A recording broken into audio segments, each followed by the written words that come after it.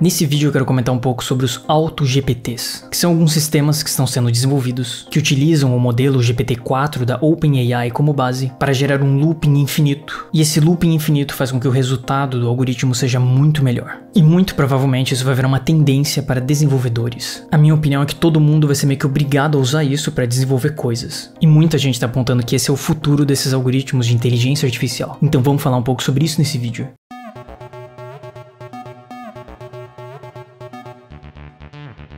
Bom, existem alguns conteúdos aí circulando na internet sobre esse assunto de AutoGPTs. Aqui tem um tweet do Andrej Karpathy, que já trabalhou na OpenAI e já foi diretor de inteligência artificial da Tesla, onde ele diz que a próxima fronteira de Prompt Engineering é o que está sendo chamado de AutoGPTs, e que é basicamente o processo de você fazer um primeiro prompt e o algoritmo ficar recebendo a resposta desse prompt, melhorando ela e retornando isso. E em um looping infinito, o código que o algoritmo está desenvolvendo fica muito melhor. Então, sei lá, aqui a gente tem um vídeo, por exemplo, do negócio funcionando, onde você faz uma primeira chamada para o algoritmo e ele fica fazendo várias iterações e consegue ir desenvolvendo um determinado código. Aqui no caso é um código em Python com funções básicas de matemática. E o negócio fica interagindo ali com o GPT-4 da OpenAI, rodando o código e vendo os erros que estão acontecendo e retornando esses erros para o algoritmo e conseguindo melhorar o código no decorrer do tempo. E assim, isso é uma coisa que muita gente já tinha percebido utilizando o ChatGPT, que às vezes a primeira resposta que ele te dá não é a melhor delas, mas se você pede para ele corrigir os problemas daquela resposta, a segunda resposta normalmente é melhor que a primeira.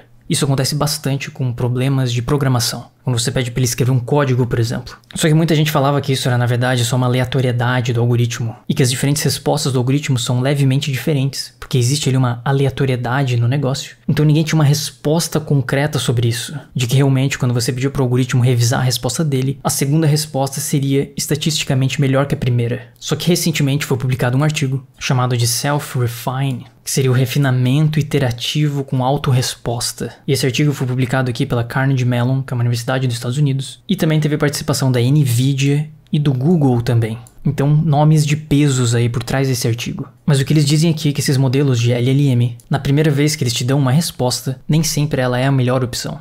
E que eles criaram esse negócio chamado de Self-Refine, e que seria um framework para melhorar as respostas desses algoritmos de LLM. Então a ideia seria gerar ali uma resposta do algoritmo e permitir que o mesmo modelo, através de um sistema ali de feedback, refina a resposta dele. E o mais chocante é que usando essa técnica, o modelo melhorou em 20% nas tarefas que ele realizou. E a lógica seria essa daqui. Você fornecer um input para o modelo, ele vai te dar uma primeira resposta, você iria pegar essa resposta e iria voltar para o modelo novamente. Ele iria dar um feedback no que ele precisa melhorar. E esse feedback iria retornar novamente para o modelo, seguindo esse fluxo infinito. Então seria o próprio modelo entendendo os seus erros e melhorando a resposta dele. Então só criando essa concatenação ali de prompts e de pegar a resposta do algoritmo e fornecer de volta para ele, você consegue fazer o GPT-4 ficar 20% mais inteligente.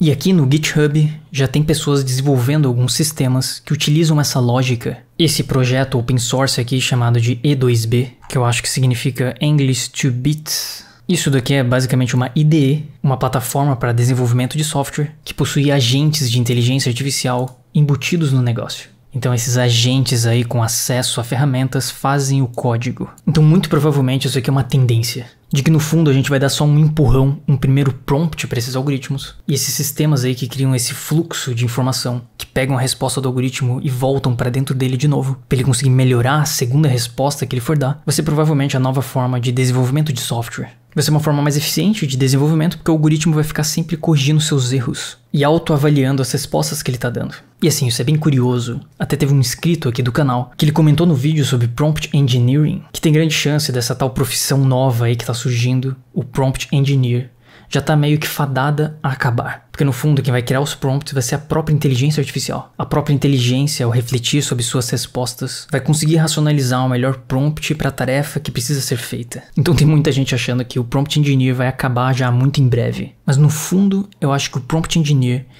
talvez seja mais complexo do que muita gente imagina. Porque como a gente viu aqui, o desenvolvimento de software não vai ficar restrito a, sei lá, perguntar pro ChatGPT como é que faz determinado código. Mas o bom desenvolvedor vai criar essas ferramentas próprias, ou vai usar essas novas ferramentas que estão surgindo, que utilizam esse looping de iteração ali na criação de códigos, para conseguir realmente aumentar sua produtividade em 10 ou 100 vezes. Então talvez a profissão de Prompt Engineer não vai estar restrita a ficar só escrevendo coisas para o algoritmo ler, mas sim pensar em toda essa estratégia que envolve essa concatenação de diversos prompts que vão ficar rodando nesses algoritmos. Porque imagina uma empresa de desenvolvimento de software que não estiver pensando numa estratégia desse tipo para aumentar a produtividade, com certeza está fadada a ser substituída por alguma outra empresa que utilize essa técnica. Então talvez o software developer, o desenvolvedor de software, ele vai ter que se tornar, como é chamado nas empresas, um product manager, um gerente de produto, que vai ficar pensando somente em como encaixar esse monte de código que está sendo gerado por essas inteligências artificiais